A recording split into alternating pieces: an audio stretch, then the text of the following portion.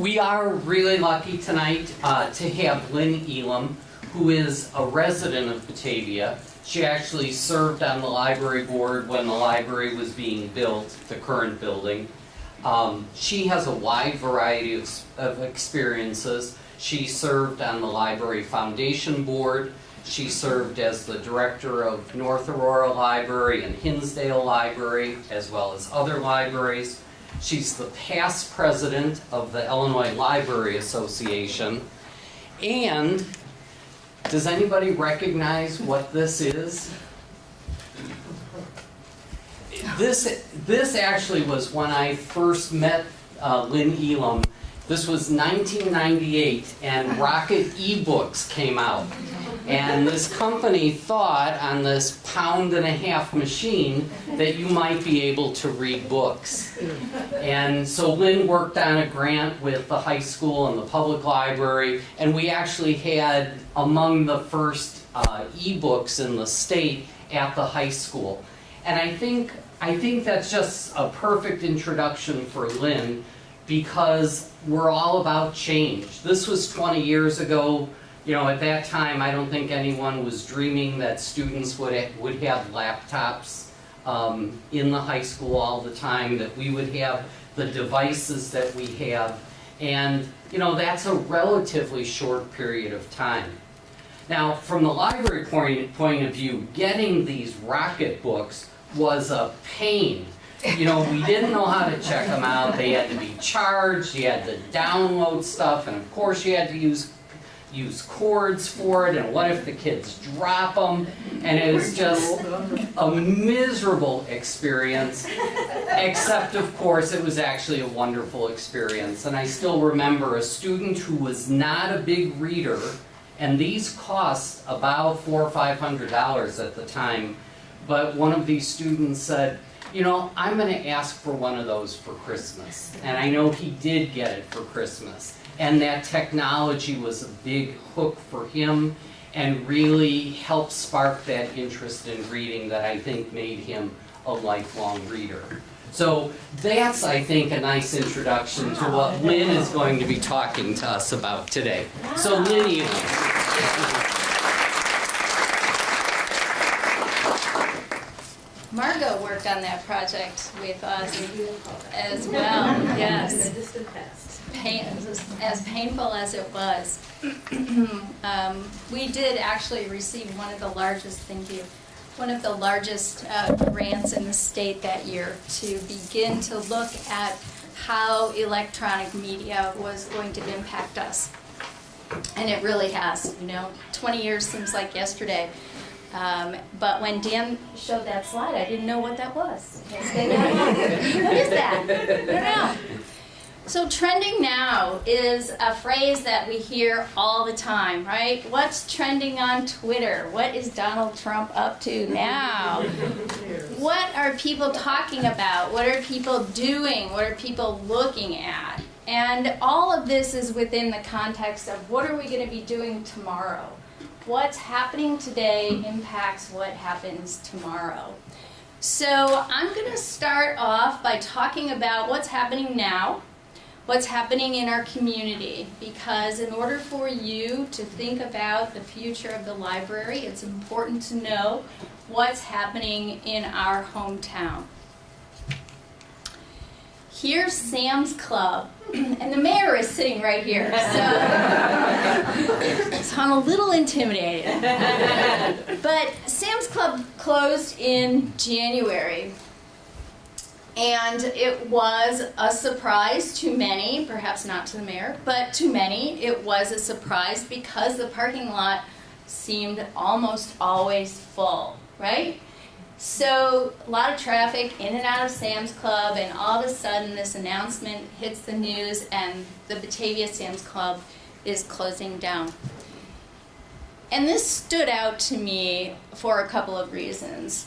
Way back before Rocket Books in 1998, in the mid-'80s, Smith Corona, anybody have a Smith Corona typewriter? Remember those?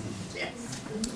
Smith Corona was merrily making typewriters, and I had one, and everybody I knew had one. We were all getting ready to go off to college, and we took our typewriters to college. And unfortunately, Smith Corona was so busy making typewriters that it had very little awareness or understanding of personal computing and didn't know anything at all about Bill Gates and Microsoft. And unfortunately, they were not able to pivot in time to change their business practices, change their model, and get on board with personal computing. So, no more Smith Corona. A more recent example of that is Motorola up in our northern suburbs. Anybody who knows anyone that's worked at Motorola knows that they have suffered over the last 10 years because, like Smith Corona, they were busy making their Razr flip phones. And they missed the smartphone. They missed the iPhone. They missed Apple. And they too could not pivot in time to change their model. And it's really just been only recently that they've gotten back in the telephone game, where once everybody, my daughter, I think everybody at Batavia High School had a Razr flip phone for a while. So those are examples of things that happen while you're busy doing your thing and not paying attention to what's happening around you. So for me, the Sam's Club closing was one of those moments. Hey, wait a minute, what's going on here? So they've got a new CEO, and his name is John Furner. And what he says about Sam's Club is this: we're thinking differently. We're working in new ways. We're taking more risks, and we're becoming more agile. Imagine what it takes for Sam's Club to be agile. That's like the Titanic, right? Just like, whoa. So, but at the same time, they did it. They made this very bold move, and they shut down these stores in Illinois and elsewhere, right? Yes. 68 68 of them. nationwide. And so what are they going to do instead? What is their strategy moving forward? And this, I think, applies to almost every business, every public sector service. They're focusing on these three things: the people, the product, and digital transformation. The people and the product are pretty traditional, right? That's what all businesses do. But here's what he says about the people. We need to engage everyone at all levels of the company for the fight we're in. He thinks they're in a fight. What fight might that be? What do you think Sam's Club is fighting about? Market share, right? They want to keep their customers coming to them. And he says we need to put our members first, that's all of us, and have everyone pulling in the same direction. And the products that we sell have to be the hero. You know, the joke was always, I go to Sam's Club, I get my 25-pound box of Cheerios, I put it in my wheelbarrow, and I take it home. So what if the products that Sam's Club has been selling aren't meeting the needs of today's consumers? Maybe it's not the place that you go to buy your canoe and 50 rolls of toilet paper anymore. So he says the products have to be the hero. People don't shop at our clubs for the beautiful buildings we have. We have concrete floors and steel racks. They come to us for great items, and we have to get that right every time. Think about that in terms of the library. You have to have the right items every time. That's a big responsibility. And then finally, he says he's committed to accelerating our digital transformation. And this is the pivot point, I think, for Sam's Club and others. That they launched their Scan and Go, they launched their online services. Have you seen the Walmart commercials with this song, Ring My Bell? That stays in my head, Ring My Bell. This is where they want to go. They want to go directly from distribution center to the consumer. They don't want the consumer coming to the store. They want to deliver directly there. So, 3 things to keep in mind as we go through our presentation tonight: the people that we are serving, the products that we are offering, and this digital transformation. So this is a bad image of the Campana building. And why this is interesting to me is not because of what was recently happening in the news, although that's interesting, but it was an award-winning building designed in the Art Deco style. It has historic significance, but I understand that it struggles to maintain full occupancy. And so the point here about the Campana building and all buildings is how useful they are over the lifespan of the services that they provide. So thinking within the context of, does this building still work for what is happening today? When we built the library, oh, so many years ago, we thought it was a state-of-the-art building that was going to be flexible and that we could use for 50 years or 75 years. And the people that work in that building and live in that building every day probably have a different idea about how successful the building works today relative to the products and services that you're offering. So when you are thinking about the library and the future of the library, think also about the facility and the building. How does it work today? Does it function well? What does it need to function well tomorrow? So now we're going to talk about libraries. The Center for the Future of Libraries is part of the American Library Association, and it works to identify trends relevant to libraries. It looks at how trends are developing and why it matters to libraries. They work under this acronym called STEEPed. There are 7 letters, and they focus on 7 categories. And I think you have an outline at your table that lists these, but I'll just tell you what they are, and you can guess. Science, technology, education, environment, politics or government, economics, and demographics. What did you say the first S was? S is science. Art society. Oh, sorry. Science and technology. Education, environment. Did we get the rest right? Politics? Okay. 6 out of 7, not bad. All right. So this group of thinkers look at trends across all industries, across the private and public sector, and this is what they've come up with. So these are some trends that impact communities all over the country. And let's take a peek. Right in the middle, the big orange circle says fast casual. What is fast casual? Anybody? Anybody know that term? When you go to Portillo's, that's a fast casual experience. When you go to Panera, that's a fast casual experience. It's an elevated something over fast food like McDonald's or Burger King, but not quite as much as a sit-down restaurant. So something in the middle, a little hybrid of that. Unplugged means I'm getting rid of all my devices and I want to have a different quality of life based on not using a lot of technology. That's a trend. Data everywhere. Back in 1987, a man published a book called Information Overload, and he said that the average man consumed as much information from the New York Times Sunday edition as a man of the 1700s did in his entire life. So that was 1987, and we were thinking about having information overload. It's 2018, and how are we feeling? I'm a mess. I don't know.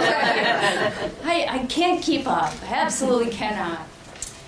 Aging advances, another trend. The boomers, we're a big demographic, and the only ones that beat us out are those nasty millennials. Yeah. So, what are libraries doing to address aging advances? What about drones?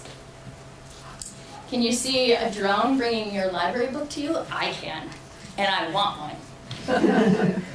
all of these things are happening, and the future, the Center for the Future of Libraries is looking at those. They've added some new things also, the blockchain. Anybody invest in Bitcoin? No? No cryptocurrency fans here? So the blockchain ledger is a trend that the libraries are looking at. What is it? What's it going to do? How's it going to impact me? How's it going to impact our library? Creative placemaking is a new trend, and this is community-based public spaces that incorporate the arts. So if you think of a pop-up art exhibit or a pop-up art gallery, these are creative public spaces, creative placemaking. Smart cities. I like this one too. Aurora is something of a smart city. They've been working to network and build a network umbrella over all of the cities so that no matter where you go, you can pull out your device and hop on the city network and be connected. Where do you think the library would fit into a smart city environment? Virtual reality and voice control. Voice control are smart speakers. Who has an Alexa in their house? That's voice control. How might the library work with your Alexa? The Washington Post is working with Amazon to create and deliver audio news stories using AI algorithms. So we'll be delivering and reading our newspapers differently than we do now. For those of you who still get newspapers delivered in print in your driveway, I congratulate you and I admire you. So these are the trends that library thinkers are looking at. So here's the Amazon truck. And there's a man, Mike Shatskin, who writes for a publication called Bookstat. And this is a publication that tracks book sales and publishing. He wrote in the January issue that Amazon in 2017 sold nearly half of all the books sold in the U.S. Half of the books sold in the U.S. were sold by one company that delivered to the doorstep. Amazon. And then below the Amazon image you have the e-reader, and Daniel had lovely slide of the Rocketbook back in 1998, and here's something that's a little bit more current. And ebooks account for half of all the books sold. So if Amazon is selling half of the print and the ebooks, and ebooks represent half of all the books sold, we see this shift, whether we like it or not. Whether we love holding the book and turning the pages and looking at the art. The marketplace is telling us that there is this shift happening, and it's going toward electronic files. Some genres sell more things electronically, and I thought this was interesting. The romance genre sells 90% of all of its titles online, followed by science fiction. That makes so much sense to me. An entire generation of readers are coming along who may never have the experience of being in a brick and mortar bookstore. They may also never have the experience of being in a brick and mortar library. Here we are at Best Buy. What's news with Best Buy? In January, they announced that they were no longer going to be selling CDs. That's a technology that has come and gone. I think it's not even as old as my daughter. So no more CDs at Target either, because they're using a hybrid model. They're only going to pay the vendors on CDs that are sold. So clearly we see again another shift in a different sort of product, one that the library keeps in its collection. CDs are going away.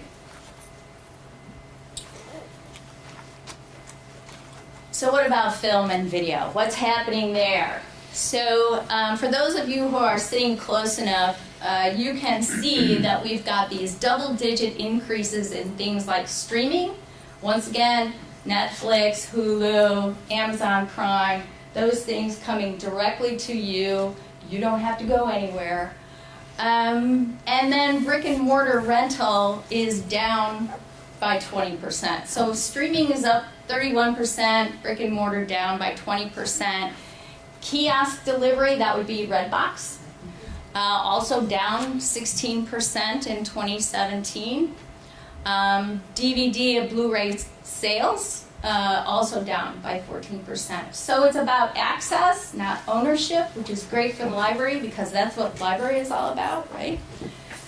But think about how these things are coming into your home now. They're not coming to you in a physical way. They're coming through whatever box you have, whether you've got Xfinity or AT&T or Slingbox or Roku or whatever technology your kids have happened to hook up for you at your house. So what is a library to do? What's happening? You see that there's a shift in book sales. You see that there's a shift in CD sales. You see that there's a shift in film. These are all products that the library collects and provides.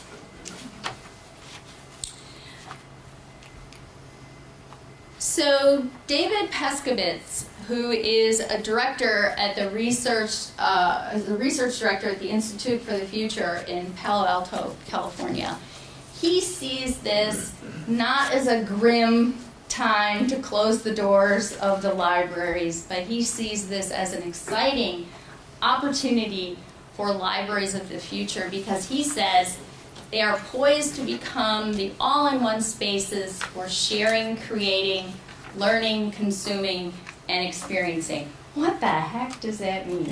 What is going on? So these are the kinds of experiences that he thinks will happen in libraries, using things like virtual reality technology. Libraries are going to become even bigger banks of data because isn't that really what they are? You know, we get hung up on the format of the book, the CD, and the film, but we really need to think more broadly about what is it? It's all information. It's all data. The format really shouldn't be the focal point. So he says this.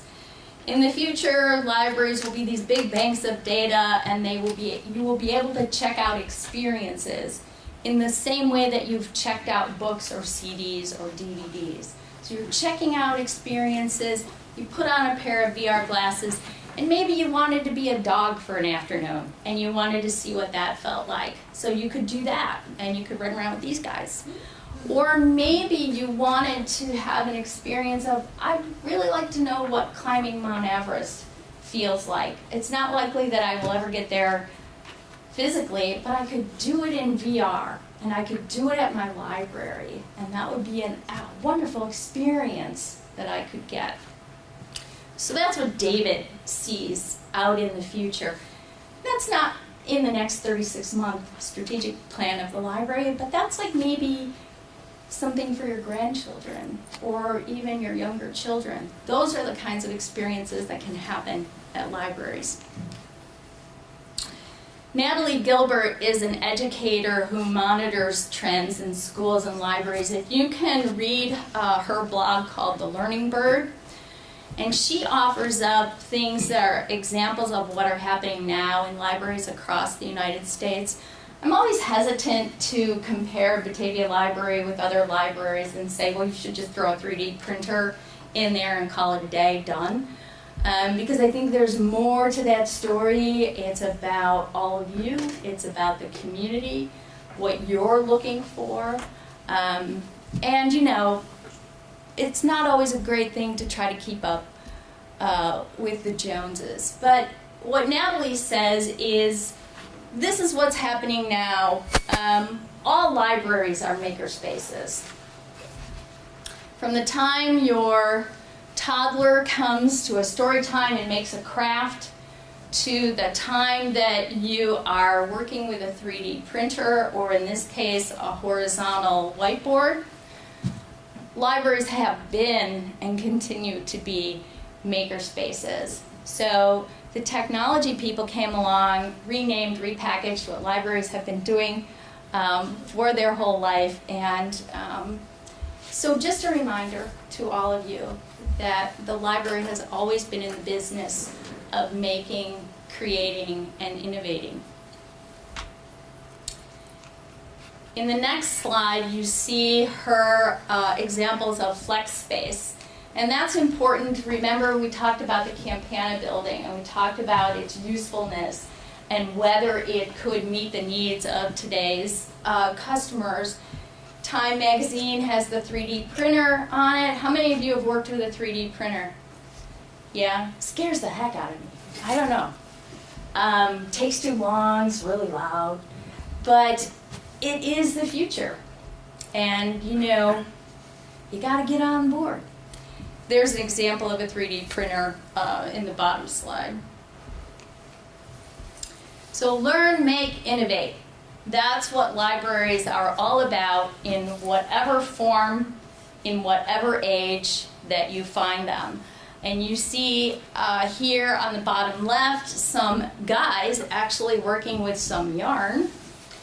And then to the right, you see the VR glasses are on. Up in the right-hand corner, we're talking about bringing community in. That's an important part of the library's future, about the library experiences. The other night, I was at the library, and the parking lot was full, and the meeting room was full, and I looked at the meeting room schedule, and it was full. I couldn't get a meeting room, and the Fox Valley beekeepers were there. So, you know, from far and wide, people are coming to the Batavia Library. So, you know, the Batavia Library has my heart, and I don't foresee a bad future for it. I don't think that that's willful blindness on my part. I see a lot of things happening in the library that make me feel very good about what's going to happen next. This is the Aspen Institute report. This is a project that was funded in part by the Bill and Melinda Gates Foundation. And if you don't know anything about what they've done for libraries, you can start by understanding that they put a computer in every library in the country and almost around the world, because they understood the importance of connectivity and providing access to information.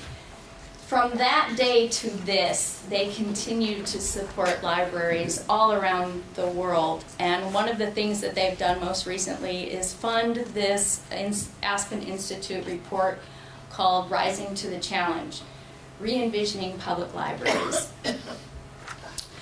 So it explores the essential role of public libraries in a networked world and begins to re-envision the 21st century library. The work of the report was done by a 35-member working group that met in 2013 and 2014 to examine the evolving societal role of the public library and to shape its future. And this is the word that comes out most often in the report, which is opportunity. Some people may see the shift in book sales and CDs and DVDs as threats to the library, but the great library thinkers of our time see this as an opportunity. And you see in these two slides a more traditional library up in the upper right with multi-generational things going on. The little girl's reading a book and a grandfather type is probably worrying about something.